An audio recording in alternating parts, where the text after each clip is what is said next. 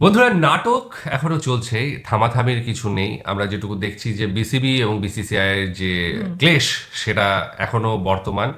ICC মধ্যস্থতায় কি হয় না হয় সেটা এখনো পর্যন্ত জানা যায়নি। আইসিসির তরফ থেকে কোনো চিঠি পাঠানো হয়নি, এর আগেই আমরা শুনলাম।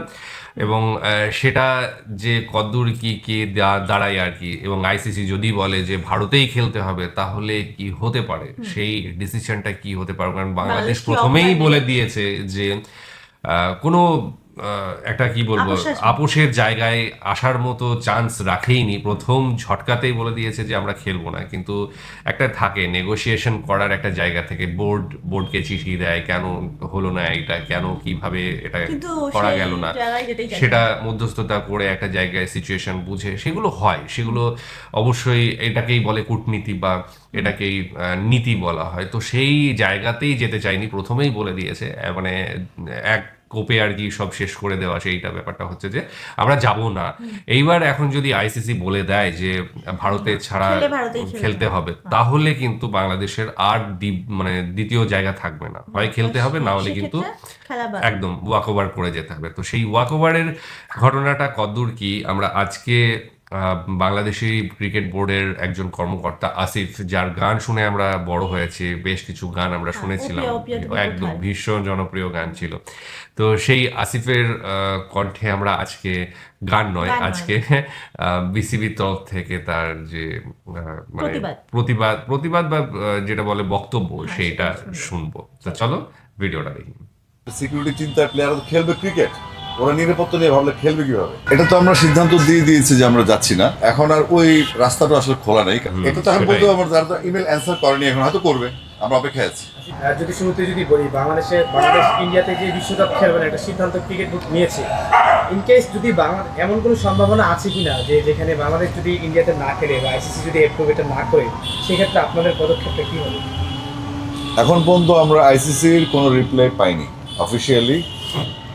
আর ভার্বাল কথা বলে লাভ নেই। আর আমরা সিদ্ধান্ত নিয়েছি আমরা ইন্ডিয়ায় খেলতে যাব না আমাদের সিক্রেট রিজনে। কারণ এখানে আমাদের মিডিয়া, আমাদের সাপোর্টার্স, আমাদের অর্গানাইজার্স এবং তাদের ফ্যামিলি আছে। তাদের বড় একজন প্লেয়ারের সিকিউরিটি এত সমস্যা হলে এত লোকের সিকিউরিটি কীভাবে দিব আমরা? আর ওখানে যদি কোনো স্যাবোটেজ হয়ে যায় সেটা দায়িত্ব কারা নেবে? তো আমরা আমার দর্শক, মিডিয়া এবং আমাদের অর্গানাইজার, প্লেয়ারদের তারপরে একটা চাপ থাকে যে আপনি সিকিউরিটি চিন্তায় প্লেয়াররা খেলবে ক্রিকেট, ওরা নিরাপত্তা নিয়ে ভাবলে খেলবে কীভাবে? তো সেটা আমাদের চিন্তায় রাখতে হবে মাথায়। তো সেই হিসাব করে আমরা আপাতত ভার্বাল আলাপ যেটা, সেটা হচ্ছে আমরা নিশ্চয় মনে আছে শ্রীলঙ্কায় অস্ট্রেলিয়া খেলতে যায়নি এক সময়, তারা ওয়াক ওভার দিয়ে এসেছিল। তো আমরা ওই রকম কোনো অপ্রীতিকর ব্যবস্থা চাচ্ছি না। আমরা চাচ্ছি যে আইসিসি একটা সলিউশনে আসুক, এবং আমরা যেহেতু ভেন্যু শ্রীলঙ্কা এবং ইন্ডিয়া, আমরা তাহলে শ্রীলঙ্কায় ফেভার করতে চাচ্ছি। আসিফ ভাই, যেটা হচ্ছে সর্বোচ্চ নিরাপত্তা দেওয়া হয়, জেট ক্যারিয়ারের নিরাপত্তা ভারত দিতে চাচ্ছিল, নিউজিল্যান্ডে চিন্তা করবেন সেক্ষেত্রে? এটা তো আমরা সিদ্ধান্ত দিয়ে দিয়েছি যে আমরা যাচ্ছি না। আর এখন আর ওই রাস্তাটা আসলে খোলা নেই। কারণ হচ্ছে আমরা যেটা হয়েছে আমাদের মুস্তাফিজ ইস্যুতে, এবং পরবর্তী যেই আমাদের প্লেয়ারদের নিরাপত্তা যেগুলো বললাম এতক্ষণ, সেগুলোর ইস্যুতে আসলে আমরা এখন পর্যন্ত নেগেটিভই আছি। ইন্ডিয়াতে খেলার জন্য আর শ্রীলঙ্কা খেলার জন্য আমরা প্রস্তুত আছি। তো সেক্ষেত্রে যে উদ্ভূত পরিস্থিতি হবে যদি আমাদের ইন্ডিয়াতে খেলতে, তাহলে হয়তো আমরা ওয়াক ওভারের দিকে যাবো। আসিফ ভাই, আসলে আইসিসির সাথে আপনারা একটা ইমেল করেছেন, এই ইমেলের আনসারটা মানে কবে নাগাদ পেতে চান? এটা তো আমরা ইমেল করেছি, ওনারা হয়তো যাচাই বাছাই করছেন বা ভাবছেন, নিশ্চয়ই তারা ইমেল করবেন। আচ্ছা, হ্যাঁ, আরেকটা যে জিনিসটা জানা ছিল, যদি আইসিসি কোনোভাবে নমনীয় না হয়, ওয়াক ওভারটা বললেন আপনাদের সিদ্ধান্ত, কিন্তু আলটিমেটলি তো বাংলাদেশ এবং ভারতের যে ক্রিকেটের সম্পর্কটা সেটা পুরোপুরি ডিস্ট্রয় হয়ে যাবে এই দিকটা থেকে। কারণ অলরেডি ইন্ডিয়া বলছে তারা সেপ্টেম্বরে সিরিজ খেলতে আসবে কিনা সেটা নিশ্চয় না। ক্রিকেটের ফিউচারের জন্য কি সেটা ইতিবাচক হবে কিনা? প্রথমত আমরা সুরক্ষা নিশ্চিত করতে যাচ্ছি আমাদের প্লেয়ারদের। তো এটার সমাধান আগে হোক, আমাদের এই টি-20 ওয়ার্ল্ড কাপটা যাক, এবং টি-20 ওয়ার্ল্ড কাপের সামনে কী সিদ্ধান্ত আসে, আমরা কী সিদ্ধান্ত নেই আমাদের টিম নিয়ে, সেটার উপর ডিপেন্ড করে আমরা আসলে ফিউচারটা ভাববো। আমরা এখন পর্যন্ত কোনো হোম অ্যান্ড অ্যাওয়ে সিরিজ বা কোনো ট্যুরের ব্যাপারে কোনো সিদ্ধান্ত আমরা নিইনি, এবং কারো কোনো সিদ্ধান্ত আমরা পাইনি। তো সুতরাং আমরা অপেক্ষা করছি আইসিসির ইমেলের জন্য। সেটার উপর আসলে অনেক কিছু নির্ভর করবে। আসিফ আকবরের যে বক্তব্যটা, সেই বক্তব্যটা যেটুকু বুঝতে পারছি সেটা হচ্ছে যে আইসিসি যে চিঠিটা পাঠিয়েছে, বলা হচ্ছে যে মধ্যরাতে 12:30 একটার সময় একটা চিঠি পাঠিয়েছে, সেই চিঠি পাঠানোর আগের বক্তব্য যেটা সম্ভব, যতটা সম্ভব এই আজকের যেটুকু শুনলাম, এবং সেখানেই তিনি পরিষ্কার করে দিয়েছিলেন আইসিসি যদি এইরকম পাঠায় যে ভারতে খেলতে হবে তাহলে আমরা ওয়াক ওভার করবো, এটা নিশ্চিত। এবং সেই যে কথাবার্তা হওয়ার পরেই কিন্তু আইসিসি যেটা পাঠিয়েছে বলা হচ্ছে চিঠি, সেটা কিন্তু পাঠিয়েছে, ঠিক আছে, যদি পাঠিয়ে থাকে। আবার সকালবেলায় আরেকটা নিউজ দেখছি যে এখনো পর্যন্ত আইসিসি তরফ থেকে কোনো জানানো হয়নি। একদম জানানো হয়নি।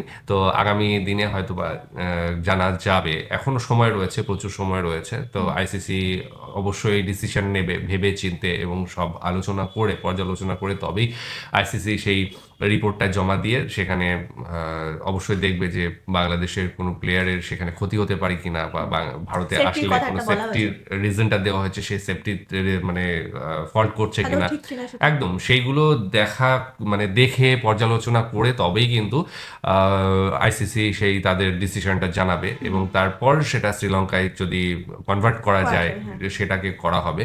কিন্তু আলটিমেটলি বাংলাদেশের সরকারের তরফ থেকে যে চাপটা আছে সেটা বোঝাই যাচ্ছে যে বিসিবি যদি ইচ্ছেও থাকে তাও কিন্তু সরকারের চাপে কিন্তু সেটা কখনোই সম্ভব হয়ে উঠবে না। যদিও 2015 মানে 2026-এর 12ই ফেব্রুয়ারি মনে হয় যত সম্ভব ভোট রয়েছে, এবং এই সরকার কিন্তু একটা পপুলার মানে পপুলিস্টিক যে আইডিয়া সেইটা নিয়ে চলছে, এবং সাথে যেটা মানুষ চাইছে সেটাতেই পর্যালোচনা করার খুব একটা আমার মনে হয় না দায়িত্ব এই সরকারের রয়েছে, কারণ তারা যেটা মানুষ চাইছে সেটাই করছে, কারণ তারা বসেছেই যে ছাত্র জনতার আন্দোলনের ফলে, এবং উপদেষ্টা বানিয়েছেই তারা, এবং সেটা অবশ্যই যেটা চাইবে সেইটা করতে হবে, এইরকম একটা ব্যাপার।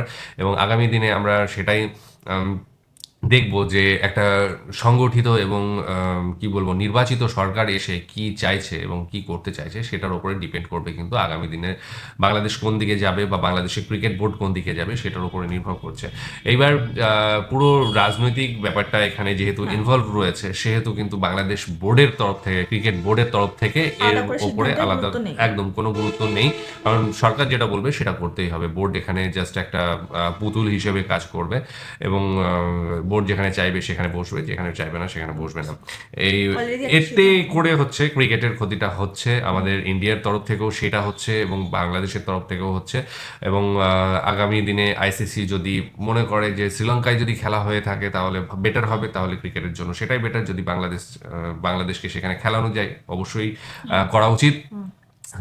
মানে কি বলে আইসিসি সেটা দেখা উচিত। যদি মনে হয় যে সিকিউরিটি রিজন রয়েছে ইন্ডিয়াতে, তাহলে অবশ্যই শ্রীলঙ্কায় তাদের সুযোগ দেওয়া উচিত, এবং সেখানে মোট তারা কথা পারফর্ম খেলাটা করবে। যেন মোট কথা খেলাটা খেলাটা হোক, যেন ঠিক আছে। হোক। ক্রিকেটীয় দৃষ্টিকোণ থেকে দেখলে এটা সবসময় নেগেটিভ দিক, সেটা ভারতের তরফ থেকেও বা বাংলাদেশের তরফ থেকেও দুই বোর্ডের জন্যই একটা নেগেটিভ দিক। এবং যেহেতু দুই পক্ষের রাজনীতির একটা জায়গা আখাড়া পেয়ে গিয়েছে, হ্যাঁ, এই যে আপোষের কথা তো আসছেই একদম না। আপোষের কথায় আসছে না, এবং আমরা দেখেছি বারবার একটা খেলাকেই টার্গেট করা হয়, সেটা ক্রিকেট। এবং যেহেতু মানুষ আবেগ বাহিত হয়ে এই খেলাটা দেখে, আবেগের ওপর বশবর্তী হয়ে বিভিন্ন ডিসিশন এখানে নেওয়া হয়। অন্যান্য খেলাগুলোই কিন্তু এতটা, আমাদের এই যে উপমহাদেশীয় যে সমস্ত দেশগুলো আছে সেখানে কিন্তু অন্যান্য খেলায় এতটা ইম্পর্টেন্স দেওয়া হয় না, বা আবেগ এতটা জড়িত থাকে না যতটা ক্রিকেটে থাকে, এবং এইটাকেই ক্যাশ